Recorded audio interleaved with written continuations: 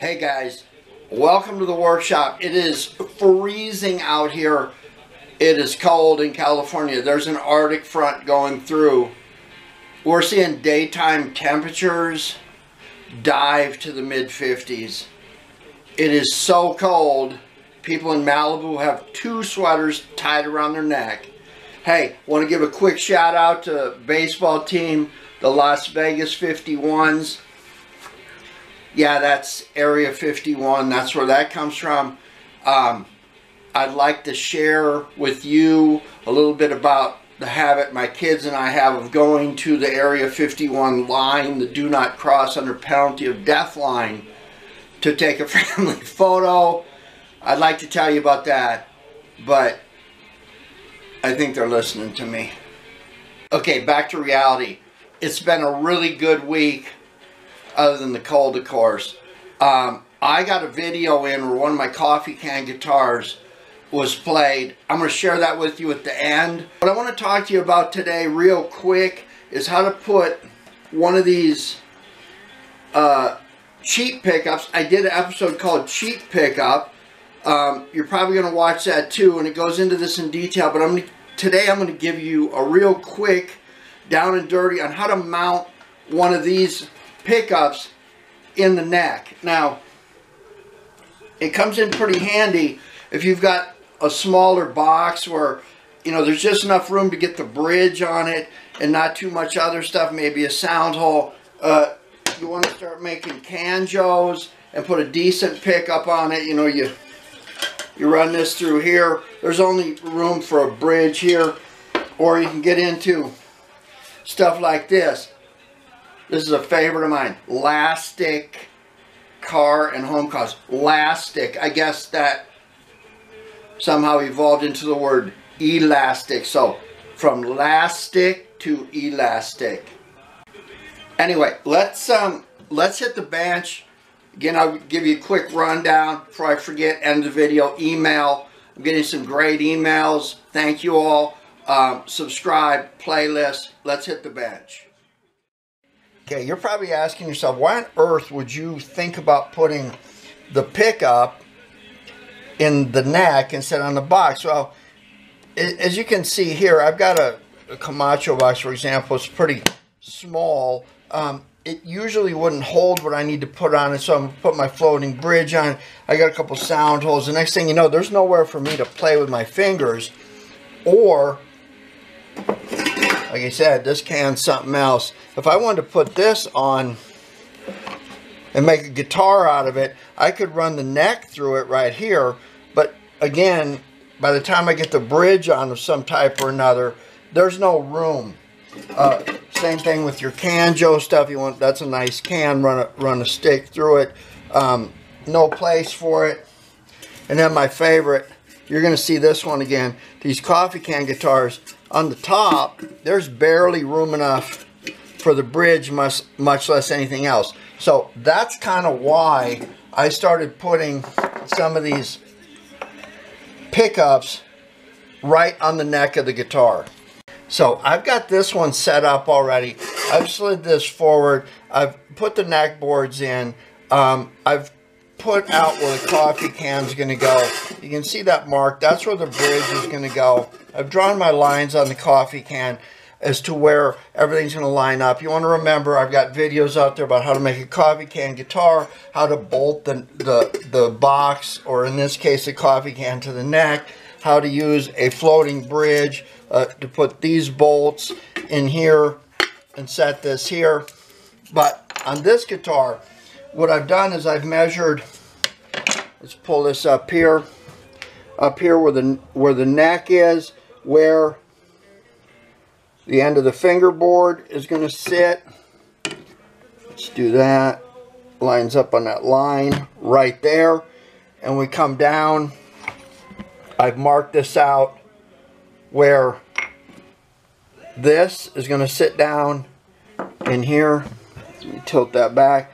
See, I've got the depth marked off where the cover of it's going to be, and then I'm going to tail the end of it out here with the same color of the zebra wood looking fingerboard before I get down here. But that's basically where it's going to sit, right there. Okay, I hope I got the camera right where you can see, but I've got this little slide ruler. It lets me measure. It also lets me do this kind of thing. And so I've got the pickup. Again, I did an episode called Cheap Pickup. It's in the iCard list there. It fits down in this wooden cover, like so. So what I'm going to do is I'm just going to flip this like this. Try to get the wires out of the way. I'm going to take this and I'm going to put it where I put it down on the bottom and slide that rule down. And that right there is the thickness of this. So if I come to here, let me move this out of the way a little bit, and put this on my fingerboard like so, that, I wish I had more hands, right there. Can you see that? Thickness of the fingerboard is there. I'm going to have to cut this out to right here, and this will nest down in here, and this cover is already slightly below the fingerboard, and everything will work out just fine. Now again, I can't stress enough that you need to measure all this out very carefully. I always use 25.5-inch scale, so that's right there. My floating bridge is going to be right there. You really want to measure all this out and stuff. Now, it might freak you out a little bit that we're going to start cutting and routing and doing all that before we get the fingerboard again. But remember, if you've got something mounted here and nothing back here, when this is on your router table, this is going to move around and then this ends up all messed up, and you don't want that. One more time, you see that this will fit in these lines. I hope you can see that. And I know from using this how deep this needs to be. So I'm going to take my flat saw, my flush cut saw, and lay it right on that line. And I'm going to cut this down as deep as I need to right there, a tad bit more if necessary. Okay, there's one side. It doesn't take very much because this is pretty thin. Now, now that I've got these cut, I can take this to a router and knock this out by turning this upside down. Again, because I don't have all this up here, it's really easy. I set the router table, the router bit to line up with that line. I can knock this out, or I could take and cut a few of these like so, thin wedges, and then take a chisel or a putty knife and knock them out like that. And then this thing again is just so handy. If I was going to do it that way, I would just go back and forth until everything's nice and flat, and then my pickup sits down in here. I'm going to do this on a router table because I also have to take this down considerably to drop this can down so the bridge sits there. So I'll do that and show you what it looks like at the very end. I don't want to get way out in the weeds here, but before I go to the router table on this, I'm going to take this small square, again really handy, and I'm going to go to the edge because I'm not going to try and route this curve out. I got a better way to do that. So I'm going to get to the edge of the curve, put the pencil there, draw a line there, draw a line there, and I know from this guitar, let me get up here, there we go. Again, I know how deep this needs to be. I need more people or more stuff. I can set this like so and figure how deep this needs to be, and then correspond that line right there. Again, that is in the episode called How to Build a Coffee Can Guitar. Okay, so now you can see I'm cutting these straight lines right here down to the depth I need, and then I'll take this to the router one more time because I don't have anything here to bounce back and forth on. This is a real easy job on the router. Once I get that done, then of course I can glue everything up. How am I going to get these curves to match this coffee can radius? One more time, this puppy, once I've got this in here, it's really easy to grind that radius out. So let me get this to the router and I'll show you what it looks like. You know, it's almost like I can't explain this enough to you. Sorry, I'm sure you get it, but just in case you don't, if I've got a fingerboard glued on here and I don't have anything back here at the tail piece, and I'm trying to do this, this will rock back and forth and my cuts will be really bad. So that's why I don't have the fingerboard glued on or anything on yet. But I do have my depth cuts down to where I need them to be. And so I've got the wood marked off. I need to be this deep here, this deep here. So all I'm going to do is, of course, I've got my router unplugged and I've got everything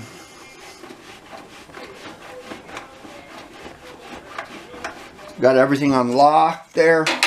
So you can see that I've run this down. I hope, let me try and zoom this in. Maybe that'll work.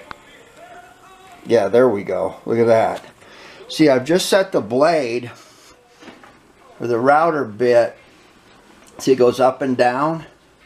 Right there is where I want that to be. Now, when I get back here, I'll turn this around, of course, but I would run this back up to where the top of that bit is right at that line, and then I lock everything down. So what I will do is I'll knock these out and show you what the end result is.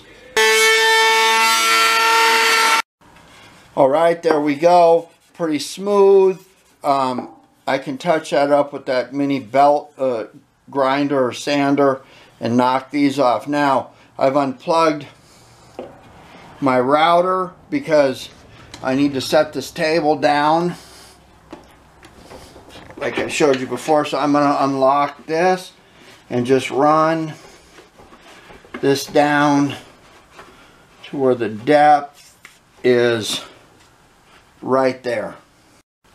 Now before I fire this up, I want to remind you that this is just as easy to take and cut a series of lines and then chip this out with a chisel and sand it down, because if you blow it right here on the router, you're going to be into your neck everywhere and there's a lot of work. So I've got some experience doing this, but you know, if you don't feel safe with a router, you don't have one, there's other ways to do this. I mean, man did not always have router tables for sure. All right, there we go. All the noise is off, everything's cut out, and we are good to go.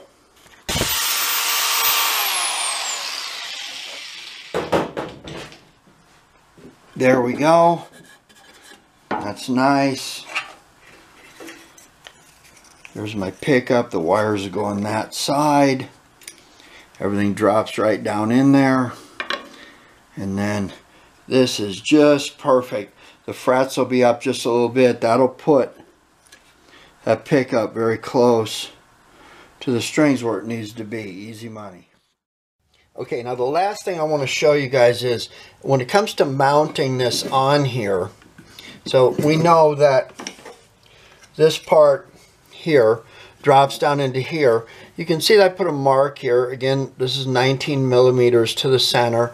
I've got a mark here. So what I would do is I would simply hot glue gun this right onto the neck there, into that slot.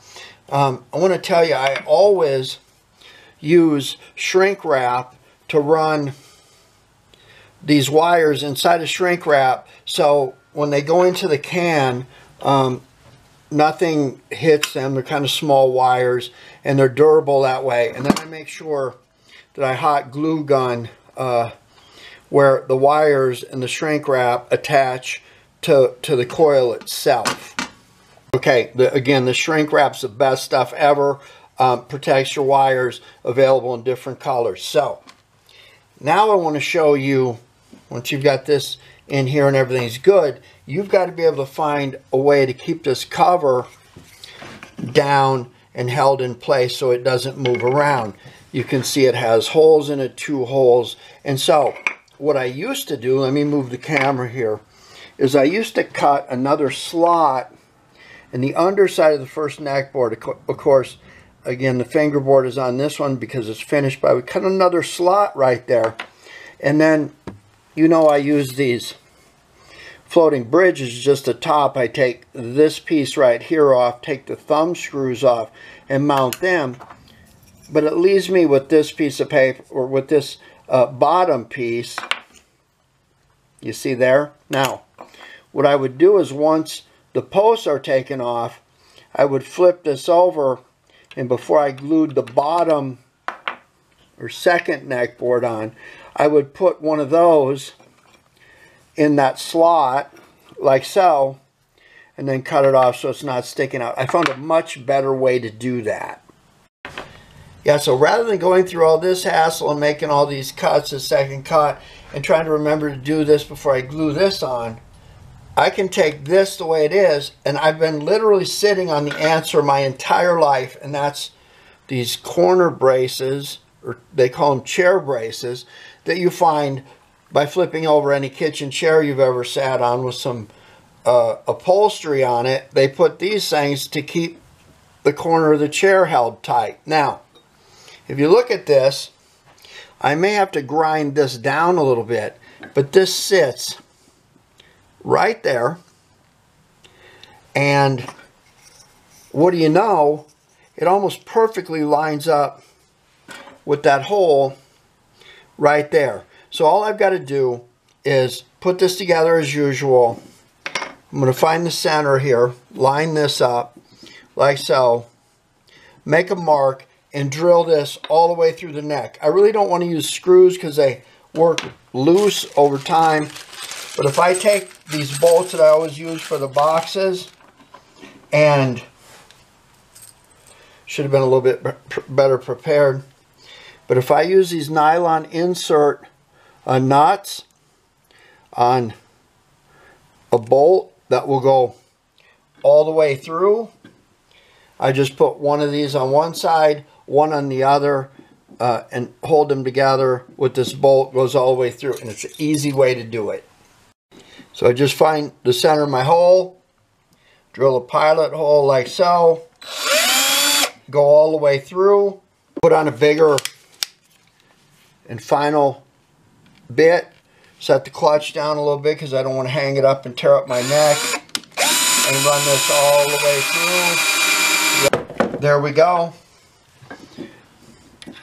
Everything just drops right in. That's tight enough to screw that through. Let me get this rigged up and I'll show you what it looks like.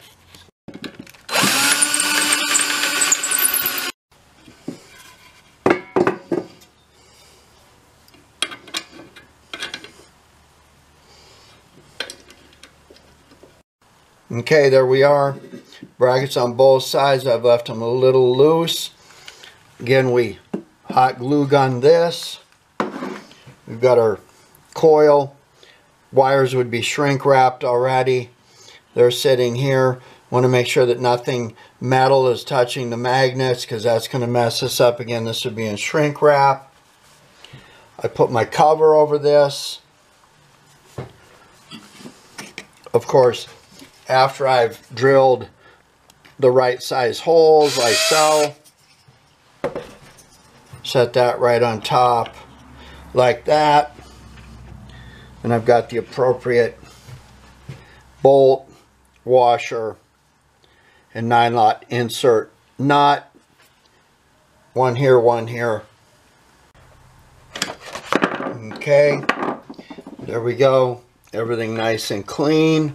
Now, I get to take all this apart so I can put my fingerboard on and work it, put the frets in, do what I need to do there, as well as glue this down. Once all that's done, then I can put this back together and reassemble it, which will just take a minute. The one thing I want to point out here is that these coils are sensitive towards the way the strings move. The closer they are to the strings, usually the better. So I want to take this straight edge. Remember, we haven't fretted this fingerboard yet, but you can see that that is just slightly underneath there. So when I put the frets on, That's going to pick up about that much. The pickup is going to sit down. It's going to be real close, so my sensitivity, or whatever you want to call it, is going to be great. And again, this is just a really easy way to do it, and it sure beats making all these cuts. So there you go. That's it. Pretty easy. Main thing you want to remember is before you put the fingerboard on one of these things and everything else, you want to cut your notches in, because after that, if you do it the other way around, you're playing that teeter-totter game. Anyway, thanks for watching. Let's close out watching Tim Lohman of Low Volts playing Your Own Personal Jesus on one of my coffee can guitars. See you soon.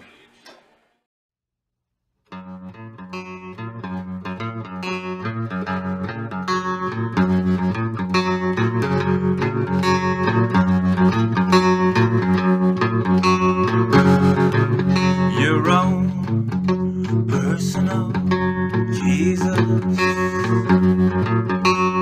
someone to hear your prayers, someone who cares. Your own personal Jesus, someone to hear your prayers, someone who's there.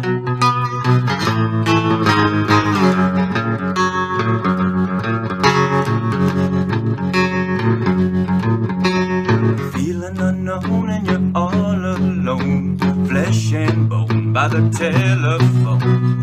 Lift up the receiver, I'll make you a believer. Take second best, put me to the test. Things on your chest you need to confess. But I will deliver, you know I'm a forgiver.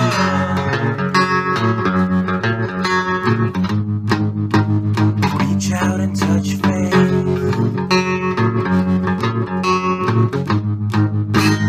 Reach out and touch faith. Your own personal Jesus, someone to hear your prayers, someone who cares. Your own personal Jesus, someone to hear your prayers, someone who's there.